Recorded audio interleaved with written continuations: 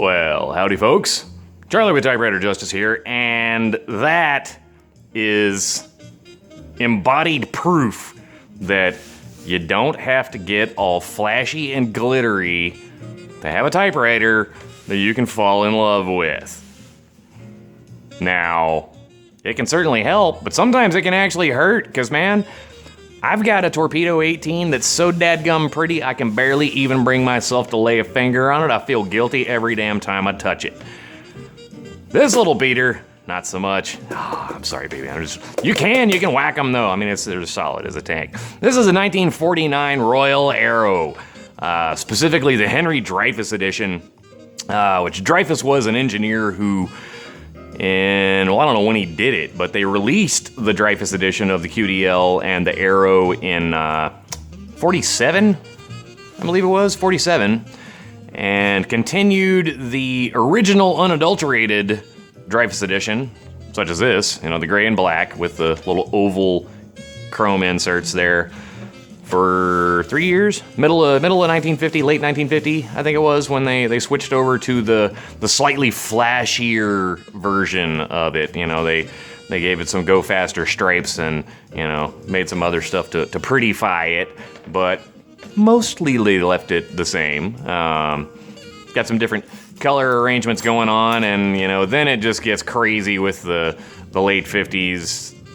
colors and all that crap, and that's when they get super expensive. But this is one of the cheap ones, right? Which I don't understand, because they're excellent machines. This is an Arrow, so it doesn't have quite all the same features that the QDL has. There's no tabulator, and you only have magic margin on the left side instead of on both sides, but that's no big deal. Change your right-hand margin, you just push it down and then put it where you want it, like normal people who put their pants on one leg at a time. We don't need to be all fancy with extra magic margin-y stuff everywhere you look. One is sufficient. You have two-position indexing, single spacing, double spacing. You do actually have an index release right there, and you still have the index detent on the left knob there. So it's not like they took the Arrow down to just minimal functionality. I mean, it's still a solid dadgum typewriter. Hell, it was good enough for Hemingway, right? So whatever. So this one came to me locally. Needed a little bit of work, not too much. There was some adjustment that needed to be made to the margin line lock, because it was interfering with the action of the keys anytime you would shift, and that's a pretty easy fix if you know what to look for. Which I didn't know what to look for until I found it, and it didn't really take me that long to find it. But now if I ever come across one, I'll know right where to go. Types 10 characters to the inch, pretty standard typeface. Has a little office badge there. Larry Smith Office Equipment Sales Service Rentals. 734 Main Street, Buffalo 2, New York. TL63364. So I guess that was their telephone number? I don't know. I don't know what the hell TL6-3364 means. So if anybody knows, tell me. I think that's the phone number. Pretty sure that's the phone number. There's no telling, dude. 1950s, right? Because this thing was from 1949. 1949, and it still works like a damn charm. Prove it. We're gonna do a little type test. All right, 1949 Royal Arrow, serial number C1801344, in that lovely Henry Dreyfuss two-tone gray and black with the little glass top. Glass? Celluloid? Glass. They're probably celluloid.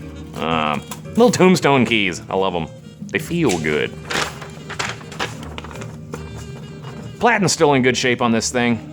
It's actually got a lot of give. The feed rollers are in excellent condition. When I had the platinum and the paper tray out, I yanked the feed rollers out and gave them a good cleaning. And they were a little slick when I got a hold of them, but, you know, now they're cleaned up and they grip like bulldogs, damn it. So, on the black setting, the quick brown fox jumps over the lazy dog. Well, I'm trying to get too fancy with my typing. Oh, dadgummit, I can't even type. Quick brown fox jumps over the lazy dog. There we go. Hey man, you think it's easy doing this stuff with the camera strapped to your head? Just try it. Try it. I welcome you to try it. Let's go on the red setting, and now is the time for all good men to come to the aid of their country. There we go. Sprints really well. It's got nice clean type. I cleaned the type up on it. I did not do a chemical cleaning on this thing because it didn't need it. The machine itself is actually in really good shape. This came, the original owners came to me by the son of the original owners, which he's down here in Texas. But Larry and Ellen, they were up in Buffalo and they bought this thing. And they drug it all the way down here, and wonder of wonders, now it's back to life.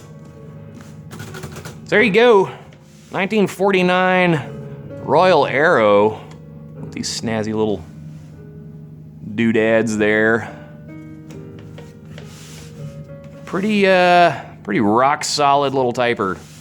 What else? Oh, I was gonna mention the number. There's a mystery number on this typewriter. Can you spot it? Well, now, can you spot it? If I tilt the thing just right, and I get the light just right, I can see the number, the mystery number. It's a mystery because I have no idea who thought it was a good idea to scribble a number wonky-wise into the side of a typewriter. What is that? Looks like 122-22-8260-140. So if that number means anything to you, then let me know, because I'm really curious. Also really curious, like why right there? What the fuck were they thinking? Luckily, you can't really see it. It just boggles my mind, though. Why? People are weird. They do weird stuff. Man, some days I like typewriters better than people, dadgummit. Anyway. Later.